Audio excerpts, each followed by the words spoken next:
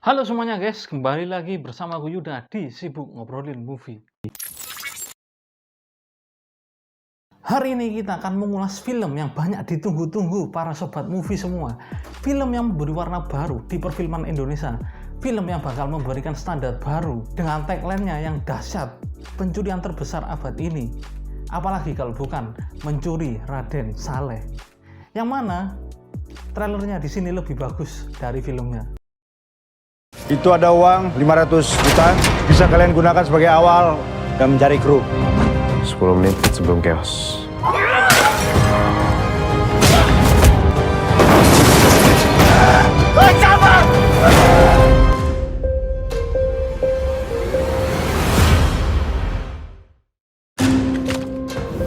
Lukisan Widayat lo kemarin laku 900 juta di lelang. Dan gak ada satupun pembeli yang tahu kalau lukisan lo tuh palsu sampai sekarang. Prepare for the worst epic. Saya punya tawaran 17 miliar. Mencuri Raden Saleh bercerita tentang sekelompok pemuda dengan kemampuan berbeda yang mendapat tawaran untuk mencuri lukisan penangkapan Pangeran Diponegoro karya Raden Saleh. Mereka pun akan mendapat bayaran yang besar jika berhasil melakukan hal tersebut.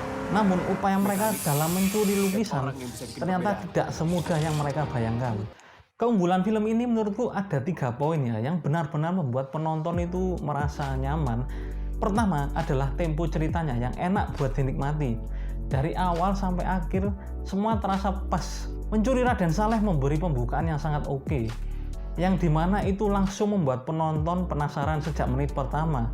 Cara perkenalan karakternya juga bagus, konfliknya juga jelas. Bisa dibilang ini keunggulan Angga Dwi Mas Sasongko yang sering mendirect film-film drama terbaik, dimana alur dan pacingnya itu jadi hal yang krusial.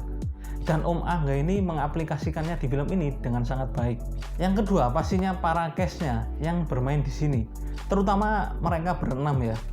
Secara acting menurutku ya udahlah ya, nggak usah diulas terlalu dalam karena aktingnya sudah nggak diragukan lagi. Peran mereka menjadi anak muda dengan skillnya masing-masing dan disatukan menjadi pencuri magang.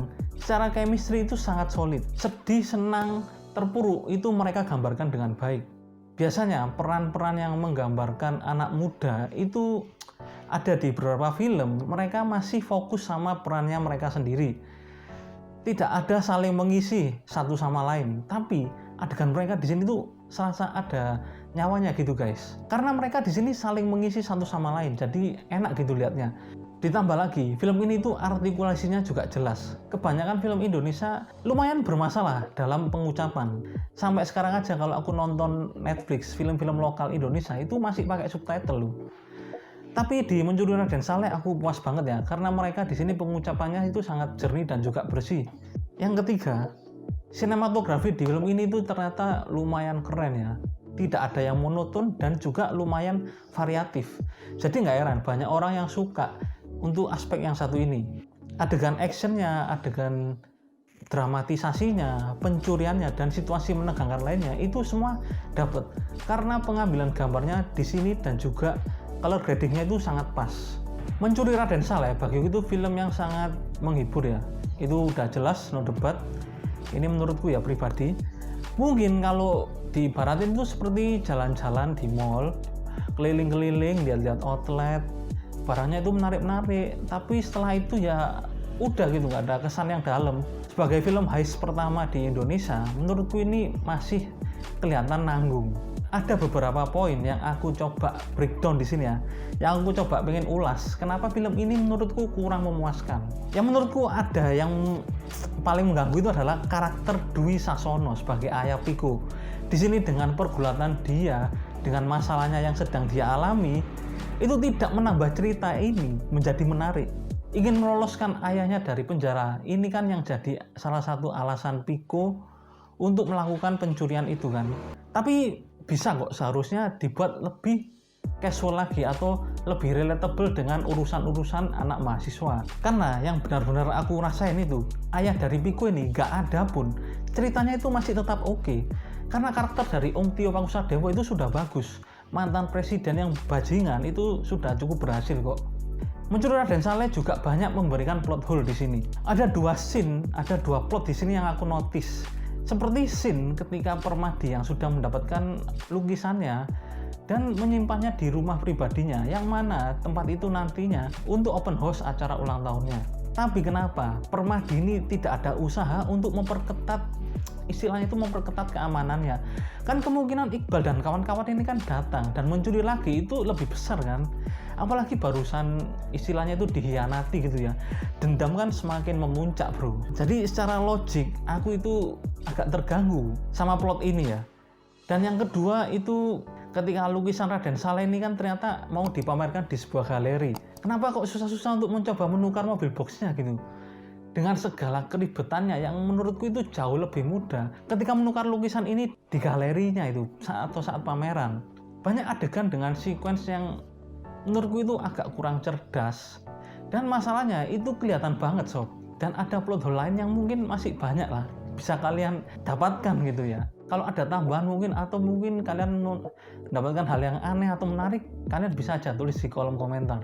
Sequence dari aksi pencurian di sini yang menurutku terlalu soft dan seperti kurang dieksplor gitu ya. Pencurian itu nggak selamanya hanya tentang masalah menyamar dan juga menyusup gitu loh. Ayolah men, kalian itu bisa kok lebih dari ini. Masa berdalih dari cerita mereka yang cuma anak-anak mahasiswa, kan nggak punya rencana yang oke gitu, dia nggak bisa berpikir karena basic mereka di sini bukan mencuri gitu. Itu sih cuma alasan doang ya, karena di sini tuh rasanya tuh kurang kreativitas loh. Harusnya bisa kok lebih dari itu. Kalau cuma menyusup dan menyamar itu sih menurutku Agent 47 kerjaannya. Ada juga momen Piko ketika nyebutin rencananya harus dieksekusi seperti di film Sandra Bullock. Apakah ini artinya referensi untuk Mencuri Raden Saleh adalah film Ocean 8? Kalau memang itu benar ya, waduh, sepertinya sih ya harap dimaklumi aja ya. Dan yang ini adalah permasalahan yang paling kerasa ya, yang paling aku sangat kesel, yaitu dimana pendalaman karakter yang menjadi core dari film ini itu ternyata sangat mengecewakan.